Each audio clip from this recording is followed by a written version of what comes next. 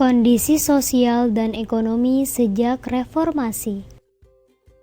Pertama, Kalimantan Barat di daerah Sambas pada tahun 1999 terjadi konflik antara etnis Melayu, Dayak, dan Madura.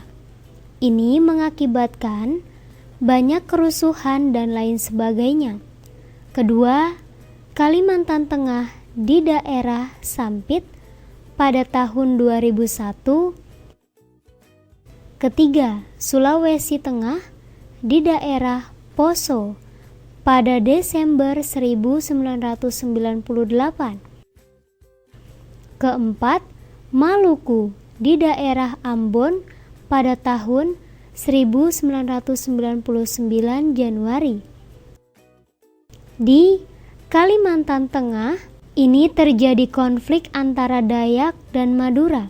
Sedangkan di Sulawesi Tengah, ini terjadi konflik sosial, tetapi seakan-akan konflik agama antara Islam dan Kristen. Kemudian di Maluku juga sama, antara Islam dan Kristen. Kalau kita lihat di sini, konflik yang sering terjadi antara etnis pendatang dan etnis asli. Misalkan ada kaum A yang sudah tinggal di sana dari kecil, kemudian datang kaum B yang merantau. Kaum B ini berdagang dan sebagainya, maka dia lebih kaya. Kemudian kaum A ini karena tidak memiliki lapangan pekerjaan dan tidak mau berusaha, maka dari itu keadaan ekonominya lebih rendah. Jadi ini yang menyebabkan terjadinya pergeseran atau konflik. Ini kenapa terjadi konfliknya mulai pada tahun 1999, sedangkan konflik yang di bawah tahun itu mungkin ada. Tetapi karena Soeharto itu otoriter atau segala sesuatu yang ada di Indonesia dia tahu dan dia bisa mengatur dengan kuat. Misalkan ada konflik dimanapun, bisa langsung dia redam. Kemudian ketika reformasi masyarakat masih sibuk sendiri, jadi ketika ada konflik di sini tidak bisa diredam. Jadi itu sebabnya seakan-akan setelah reformasi kita lebih rusuh. Sekarang kalau permasalahan ekonomi dari dolar yang sampai sekarang tidak pernah sampai sekitar 10.000. Kita tidak pernah mendengar lagi harga dolar sampai 6.500 pada zaman B.J. Habibie. Bagaimana kita menginginkan harga 2.000 kalau yang 6.500 saja sudah jarang? Kemudian sedikit demi sedikit, pemerintah mencabut substitusi BBM dan listrik.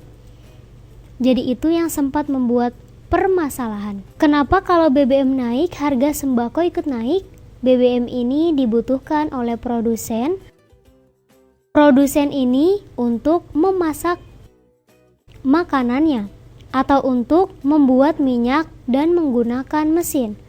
Mesin ini menggunakan solar.